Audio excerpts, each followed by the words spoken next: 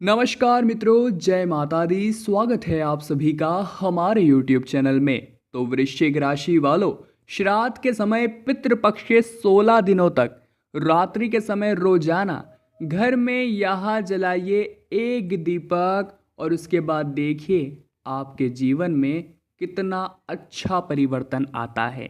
यह वीडियो आपके लिए बड़ी खास है और हमें विश्वास है श्राद्ध का समय मात्र 16 दिनों का होता है और इन 16 दिनों में अगर हम ये काम कर देते हैं तो हमारी किस्मत चमक सकती है। ऐसा मौका बार बार नहीं आता। शुरू से लेकर अंत तक देखते हैं तो यह वीडियो आपको बहुत कुछ दे सकती है।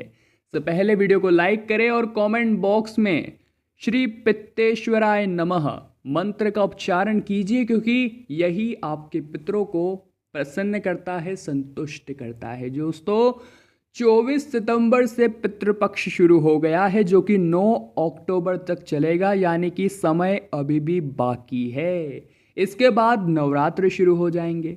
श्राद्ध पक्ष में पितरों को प्रसन्न करने के लिए विशेष उपाय की परंपराएं रहती है।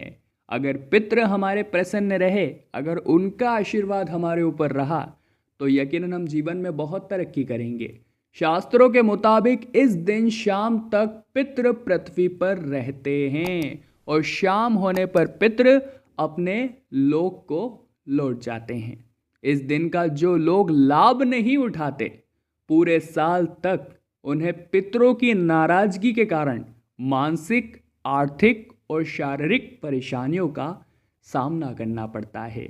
जी हाँ दोस्तों, साल में होते हैं 365 दिन और मात्र 16 दिन हमें पितरों को देने हैं।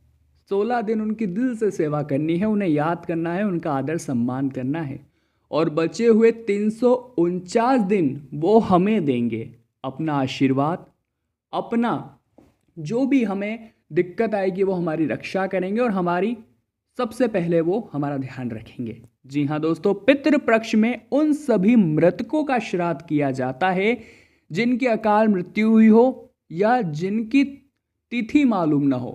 परंतु अगर आपको तिथि मालूम है तो आप उस तिथि अनुसार ही उसी दिन श्राद्ध करें। जी हाँ दोस्तों, इस दिन पितर अपने परिजन के घर के दरवाजे पर बैठे रहते हैं। जो भी व्यक्ति इन्हें अन्न जल प्रदान करते हैं, पितर उनसे प्रसन्न होकर खुशी खुशी आशीर्वाद देकर अपने लोक लौट जाते हैं। पितृपक्ष में 16 दिन की समयावधि होती है जिसमें हिंदू धर्म को मानने वाले लोग अपने पूर्वजों को भोजन अर्पण कर उन्हें श्रद्धांजलि देते हैं। श्राद्ध में तिल, चावल, जौ इत्यादि का बड़ा ही अधिक महत्व होता है। इसके साथ ही पुराणों में भी इस बात का जिक्र किया गया है कि श्राद्ध का अधिकार केवल योग्य ब्राह्मणों को ही है। श्राद्ध में तिल और कुशा का भी सर्वाधिक महत्व होता है। श्राद्ध में पितरों को अर्पित किए जाने वाले भोज्य पदार्थ को पिंडी के रूप में अर्पित किया जाना चाहिए। अब बहुत ही खास और ज्ञान की बात कर रहे हैं, ध्यान से सुनिएगा। श्राद्ध करने का अधिकार पुत्र, भाई, पौत्र, पपौत्र समेत महिलाओं को भी दिया गया है। शास्त्रों के मुताबिक ऐसी मान्यता है कि भोजन का प्रथम भाग गाय के लिए, दूसरा भाग कुत्ते के लिए, तीसरा भाग कौवे के लिए जरूर निकालना चाहिए। पितृपक्ष में कौवे तथा कुत्तों को भोजन जरूर देना चाहिए। कौवे को पितरों का रूप माना जाता है। ऐसी मान्यता है कि श्राद्ध ग्रहण करने के लिए पितर कौवे का रूप धारण करके दोपहर के समय भी घर आते हैं। इन सब के अलावा यदि आप इन 16 दिनों तक, जी हाँ दोस्तों, शाम के समय अगर इन 5 जगहों पर दीपक जलाते हैं तो आपका कोई कुछ नहीं बिगाड़ सकता।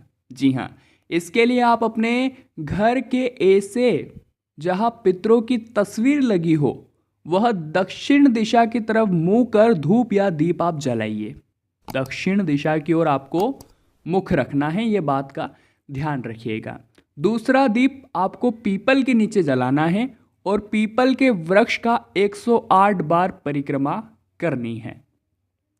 इन 16 दिनों में तीसरा दीप गौशाला में जलाना चाहिए। इससे आपके ऊपर से पितृदोष से आपको मुक्ति मिलेगी। जी हाँ, अब छोटा दीप लीजिए और शिवलिंग के पास उसे जलाइए आप और अपने पितृ से क्षमा मांगे अगर आपने कुछ भूल चूक कर दी हो। इसके साथ दोस्तों पांचवा जो दीपक है आपको बबूल के वृक्ष के पास में जलाना है। बहुत ही जबरदस्त हैरान करने वाले फायदे हैं। यदि आप ऐसा करते हैं तो आपके ऊपर से पितृदोष के साथ काल पर्श्व दोष और आने सभी समस्याओं से आपको मुक्ति जरूर मिलेगी। अब दोस्तों, पितृपक्ष के दौरान कुछ ऐसे काम है जो हमें करने चाहिए और कुछ ऐसे काम है जो भूल से भी नहीं करने चाहिए। तो वीडियो के साथ अंत तक बने रहिए, हम आपको विस्तार से समझा रहे हैं। ऐसा माना जाता है कि पितृपक्ष के दौरान हमारे पूर्वज किसी न किसी रूप में हमारे पास आते हैं। वो आपके आसपास किसी भी रूप में आ सकते हैं और हम उन्हें पहचान भी नहीं पाएंगे। इसलिए इन 16 दिनों में आपको अपने घर के आसपास, वैसे तो पूरी ज़िंदगी ही और पूरे साल ही, किसी भी जानवर, पक्षी या कीट का अनादर नहीं करना चाहिए, ना ही उन्हें किसी तरह की चोट पहुंचानी चाहिए। ये बिल्कुल भी मानवता के विरुद्ध है और बहुत सारे लोग जानवरों पर अत्याचार करते हैं और वही अत्याचार हो सकता है वो अगले जन्म में वही जानवर बनकर भुगते। तो कर्म बहुत बड़े हैं, कर्म का सिला मिलना ही मिलना है, यह नहीं तो अगले जन्म में मिलना है, परंतु मिलना जरूर है, इसलिए ध्यान रखिएगा। पितृपक्ष के दौरान कोई नई चीज़ खरीदने या कोई भी नया काम शुरू नहीं करना चाहिए। इस दौरान किसी भी मांगलिक कार्यक्रम का आयोजन भी नहीं किया जाता। इस दौरान अगर कोई शुभ समाचार मिलता भी है तो इसका जश्न जो है पितृपक्ष खत्म होने के बाद ही मनाना चाहिए। ऐसा शास्त्रों में कहा गया है और हमें ऐसी बातों को मानना भी जरूर चाहिए। इस अवधि के दौरान अपने घर के बाहर एक बर्तन में खाना पानी जरूर रखना चाहिए। इससे बेघर लोगों, जानवरों, पक्षियों और कीड़ों को अपनी भूख प्यास मिटाने में बड़ी आसानी होगी। इस समय आपको हर किसी की हर संभव मदद करनी चाहिए और पितृपक्ष के दौरान ये कार्य करने से आपको पुण्य फल की प्राप्ति होती है। पितृपक्ष के दौरान जो व्यक्ति अनुष्ठान कर रहा है, विशेष रूप से तर्पण करने वाले व्यक्ति को चना, मसूर, जीला, काला नमक, लौकी, सरसों, खीरा और मांस के सेवन से बचना चाहिए, नहीं तो बहुत बड़ी गलती आपके हाथों हो जाएगी। तर्पण करते समय काले तिल का उपयोग अवश्य करें। अपने पूर्वजों को प्रसन्न करने के लिए उनका पसंदीदा भोजन तैयार करें। इसे ब्राह्मण, कौवा, गाय और कुत्ते को, इन सभी के रूप में आपको बहुत शुभ फल की प्राप्ति होगी। अब दोस्तों, शास्त्र में कहा गया है कि पितृपक्ष में सुबह उठकर कुछ खास काम किए जाए तो पितर खुश होते हैं। साथ ही माता लक्ष्मी भी अपनी कृपा बरसाती है। नियम से ये काम करने से न केवल दरिद्रता दूर होती है, गरीबी दूर होती है, बल्कि कुंडली के दोष भी खत्म हो जाते हैं। तो अपने घर के मुख्य द्वार को जल में हल्दी मिलाकर धोइए। ऐसा करने से घर में उन्नति होती है और कभी भी धन की कमी नहीं होती। दूसरी ओर परिवार के सदस्यों के बीच प्रेम संबंध बने रहे। इसके अलावा पितृपक्ष में सुबह उठकर छत पर बाजरे के दाने आपको जरूर डालने चाहिए। मान्यता है कि ऐसा करने से न केवल पुण्य मिलता है बल्कि घर परिवार में भी शांति बनी रहती है। इससे पितरों और ईश्वर का आशीर्वाद मिलता रहता है। कटोरे में जल और रोटी का टुकड़ा डालकर छत पर रखना चाहिए। इससे घर में सकारात्मक ऊर्जा का प्रभाव बना रहता है। धन और स्वास्थ्य संबंधी समस्याएं दूर ही रहती है और पितरों की आत्मा को भी शांति मिलती है। पितृपक्ष में हर रोज गाय और कुत्ते के लिए खाना जरूर निकालना चाहिए। ऐसा करने से घर में दरिद्रता नहीं आती। और रोजाना सूर्यदेव को जल अर्पित करें। सूर्यदेव को जल देने के बाद दक्षिण दिशा की ओर मुंह करके पितरों का ध्यान करते हुए जल गिराए। इससे आपके पितर प्रसन्न और उनका बखूबी आशीर्वाद आपको प्राप्त होगा।